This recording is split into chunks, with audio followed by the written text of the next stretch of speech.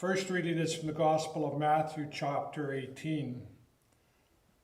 At that time the disciples came to Jesus and asked, "Who is the greatest in the kingdom of heaven?"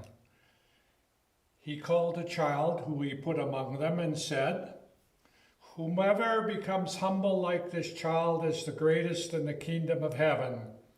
Whomever welcomes one such child in my name welcomes me. Take care that you do not turn away one of these little ones. For I tell you, in heaven their angels continually see the face of my Father in heaven." Then Peter came to Jesus again and said to him, "Lord, if my brother or sister sins against me, how often shall I forgive? As many as 7 times?" Jesus said to him, "Not 7 times, but I tell you 77 times. Our second reading today is from the Gospel of Luke, chapter 19, verses 34 to 40. Now as Jesus was approaching the path down from the Mount of Olives, the whole multitude of the disciples began to praise God joyfully with a loud voice for all the deeds of power that they had seen, saying, "Blessed is the King who comes in the name of the Lord. Peace in heaven and glory in the highest heaven." Some of the Pharisees in the crowd said to him, "Teacher, order your disciples to stop." He answered, "I tell you, if these were silent, the stones would shout out." This is the record of our ancestors in faith. May their witness reveal God's word for us today.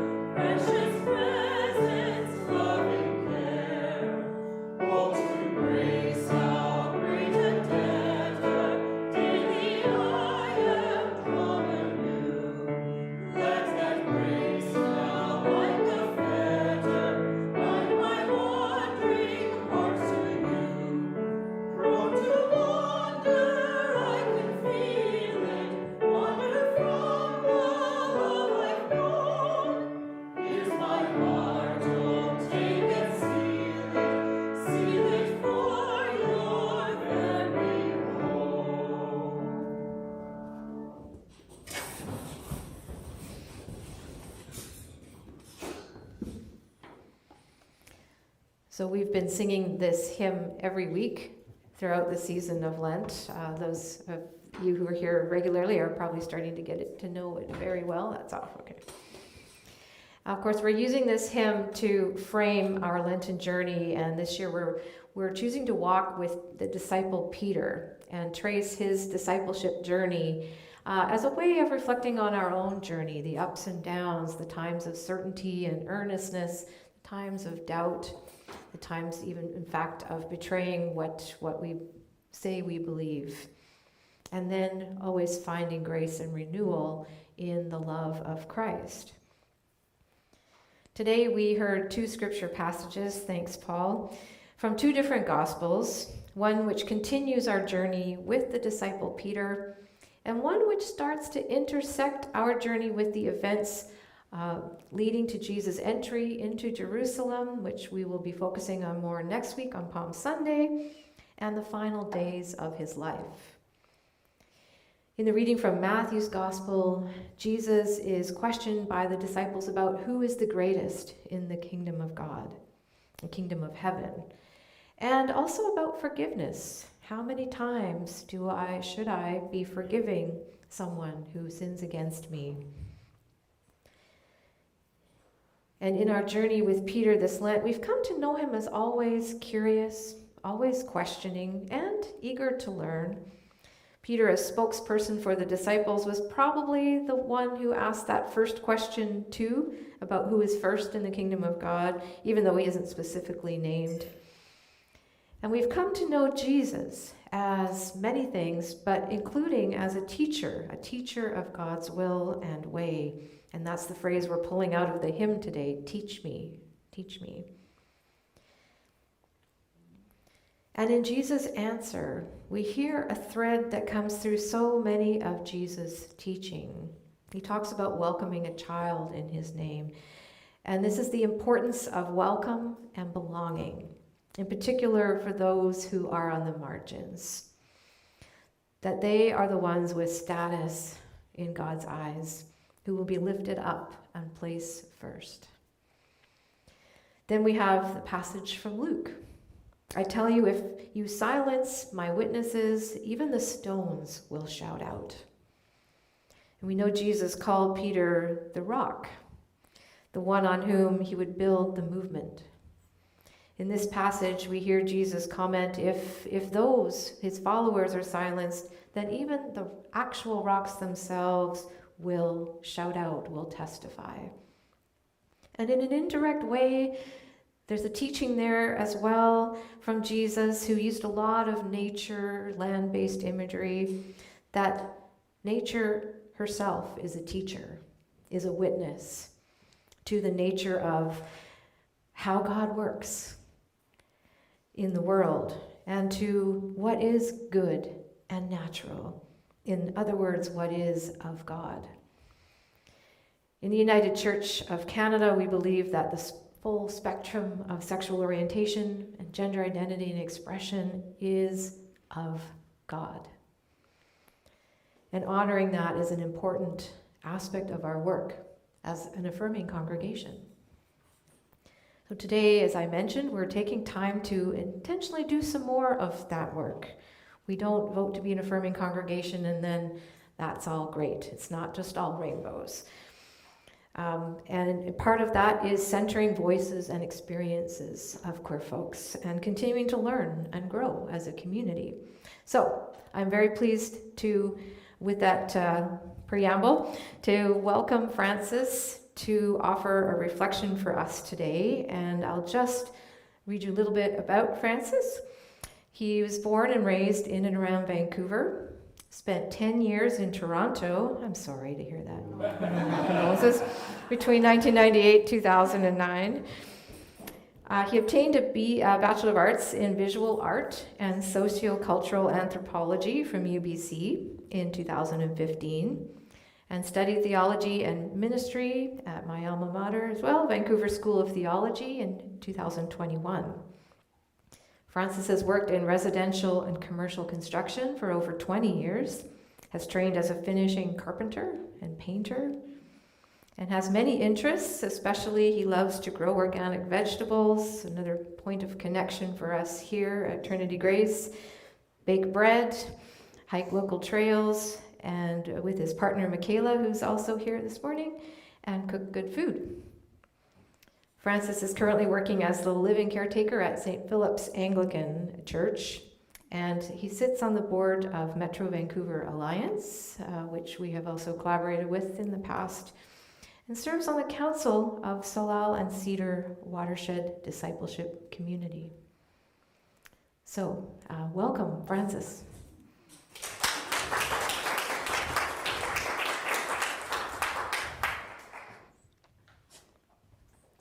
to turn that on, actually. Thank you.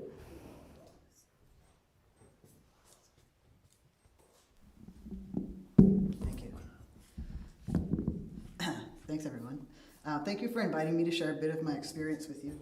I just can go lower. No, it's okay. It's okay. No, it's more like my height. Sorry. It's okay. I'll just do this. I must admit, until Cheryl mentioned it to me, I didn't know about Pi Day at all. I thought it was a math thing. So I was like, I don't know anything about, I can't talk to them about math. Anyways, but she said, no, it's about inclusion. Okay.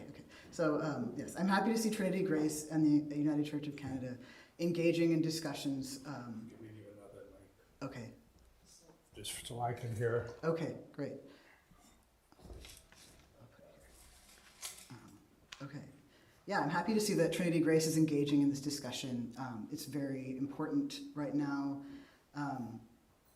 It's very present in the international conversation. I'm also very excited to be eating pie with you because I like pie. Content warning. So I'm going to briefly mention trauma, mental illness, suicide, not in great detail in this talk. So it might be uncomfortable for some people, so I'm just letting you know. And additionally, I prefer to use the term queer to describe myself and my community rather than the acronym 2SLGBTQ+.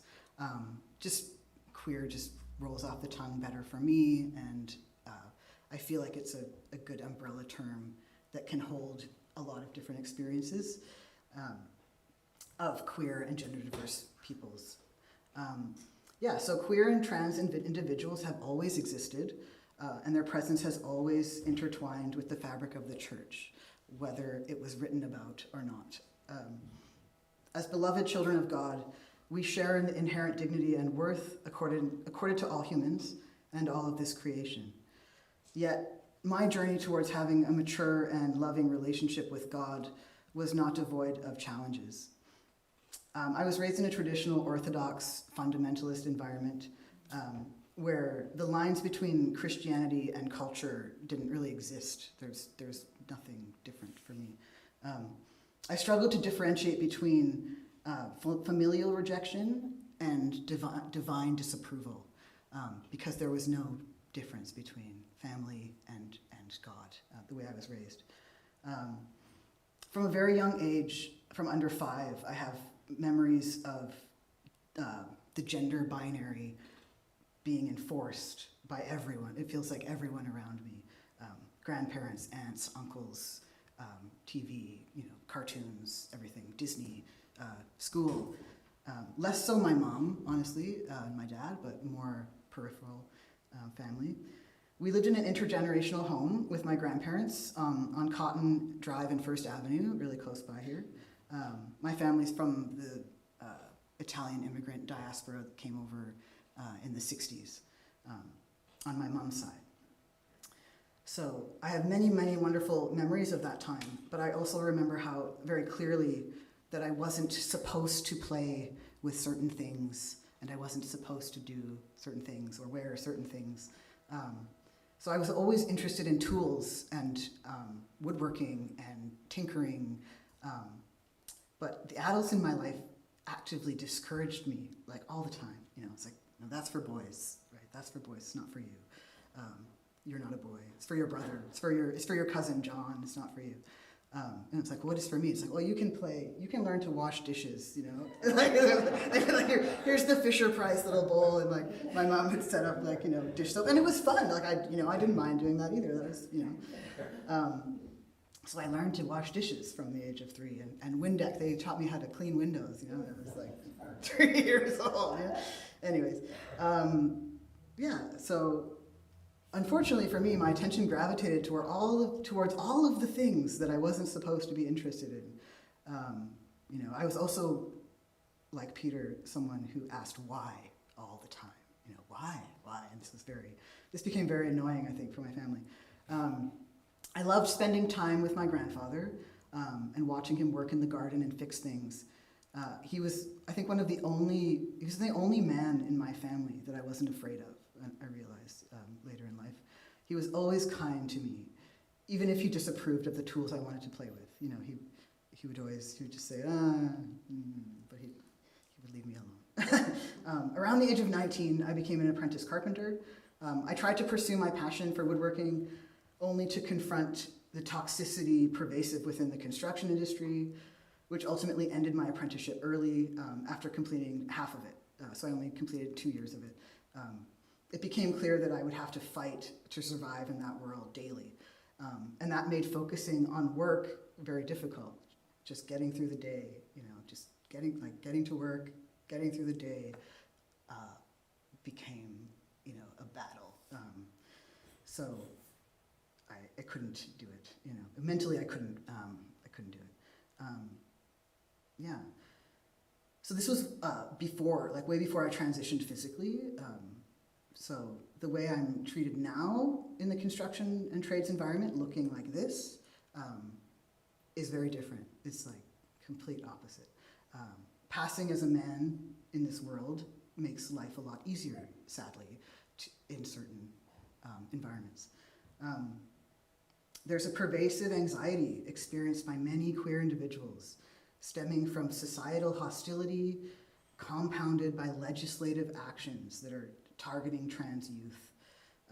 The prevalence of anti-trans bills, particularly concerning in the US, Alberta, and Ontario right now, underscores the urgency for collective advocacy within faith communities. And this is something I would ask as a trans person, you know, I would ask like the entire kingdom of heaven and God and everyone that calls himself a Christian to think, you know, what can we do to use our power to affect change at the political level for marginalized people, especially trans youth and queer youth.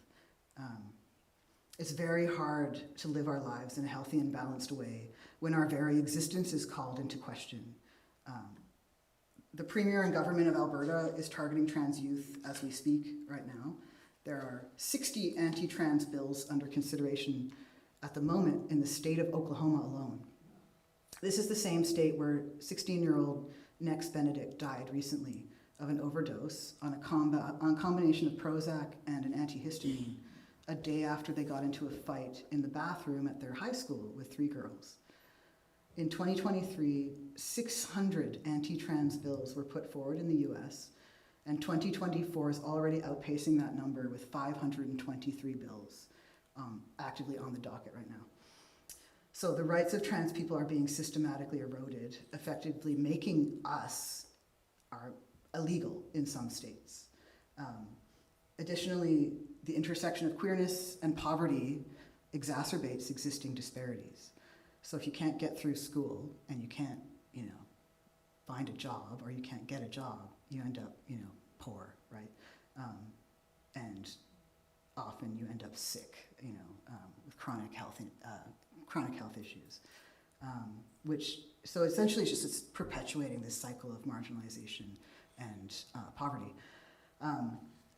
So the exclusion of queer people from the universal church, and that's like I'm including anyone, the whole ecclesia, anyone that, you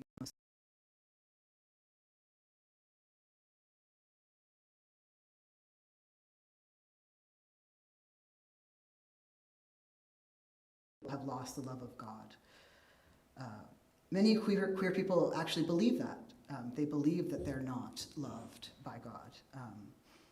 And luckily, I recognize the falseness of this, you know, through meandering back through basically non-Christian modes that brought me back to God. Yeah, so this is a fallacy because God is unconditionally accepting, and that's inherent in our understanding of divine grace. So navigating the complex intersections of identity, be it as a first-generation Canadian, half-Italian trans man, has been difficult yet transformative. You know, I experienced many adverse childhood experiences, almost all of them. You know, if you look at I'm not going to go into the list of what adverse childhood experiences are, but you can research them, and I think I have like 8 out of 10 on that list. So it was difficult. Like life, you know, it's something that I deal with constantly, daily, is like intrusive memories of hard times when you're a kid. Yeah. So eventually, because of these, it's interesting. It's like it's because of the hardship. It's like I was forced, compelled to navigate the labyrinth corridors of healing on my own. With very little organized spiritual direction. There was no adult formation. There was no youth formation. There was no Sunday school. No youth groups really that were provided by the church. Everything was provided by secular organizations, actually, and community, the youth center or the queer community youth center on Davie Street and places like that. So nonprofits basically filled in, I think, what the church should have done for us, for queer youth. So I turned to spiritual practices that were available. I learned from books that I took out from the library, like the Tao of Pooh. I don't know if anyone remembers that. So this is early 90s when Aerosmith's Big Ones came out and Lenny Kravitz was on the cover of Rolling Stone. And so I started meditating at 13, just not really knowing what I was doing. I just stared at a candle and tried to not think. I was like, you're supposed to just not think. I was like, okay. So anyways, I started studying astrology, numerology, tarot. I began learning about Wicca. I basically just started learning about any spiritual, path I could find. I turned to goddess-based feminist spiritualities, which was very popular at that time, the early 90s. Think Lilith Fair, Sarah McLachlan was really big. Because I was part of the lesbian feminist East Van and Toronto community, and so that was kind of where spirituality kind of blended into culture at that time. So I turned to the goddess really, and feminism, and I turned to the earth really for solace, connection, and medicine. Later in life, my grandmother told me that her father, my great-grandfather, was an herbalist and a healer in our town in Italy, which felt right, I feel most complete and whole when I'm working in the garden with soil, seeds, and plants, and when I'm walking in the forest with the cedars, the firs, the maples, the ravens. The older I get and the more time I spend reading sacred texts, the more I understand who I am. It's like a slow unfolding coming home party. So on my mother's side, I come from this ancient town called Palena in southern Italy, where seasonal rounds are still honored, and the spirit is always close. I dream of a time when all children can just be free to learn their place in the world as sacred human beings, charged to steward the land and care for those who have been oppressed, those whom we perceive as strangers, and those who have been made poor by organized evil inherent in capitalism. The pursuit of healing from complex trauma made it necessary for me to go on a journey towards self-compassion and forgiveness.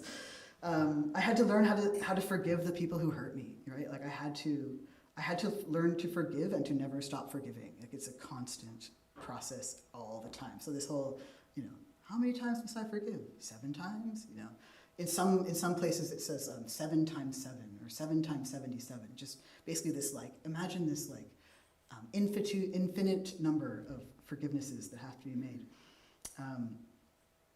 It's a constant practice. And this is how I understand the teaching of Jesus Christ. Healing could not happen for me, until I stopped blaming others for my pain. And it was very difficult, to understand that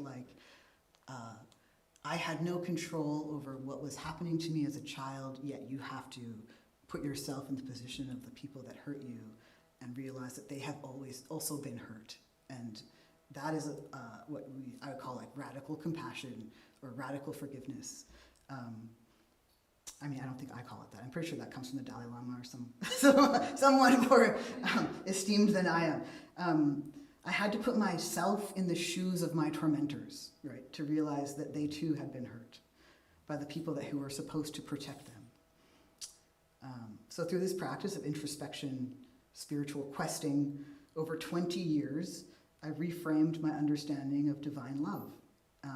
So attempting to transcend confines of familial dysfunction and societal prejudices at the same time.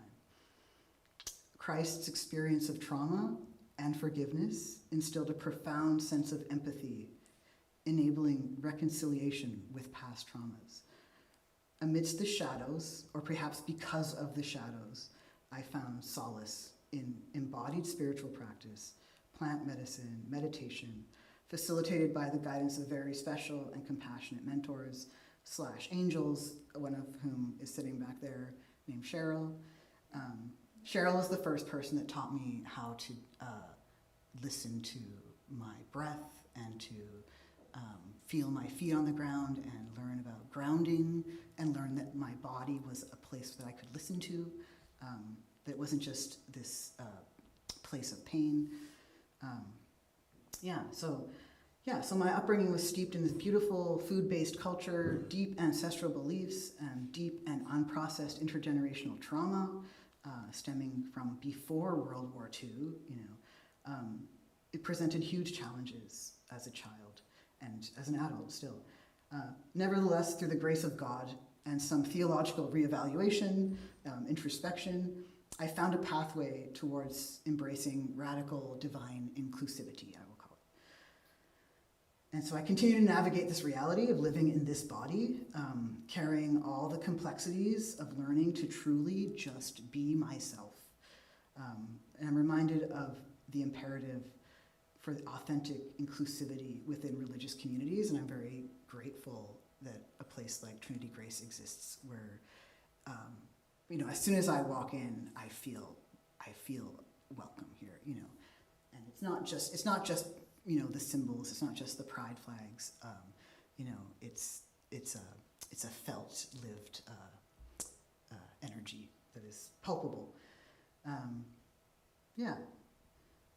So unfortunately, I'm still estranged from my family.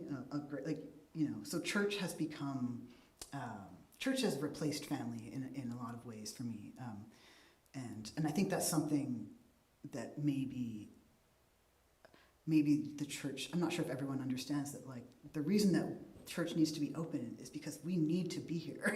Like I need to be able to come to church to cry, to feel.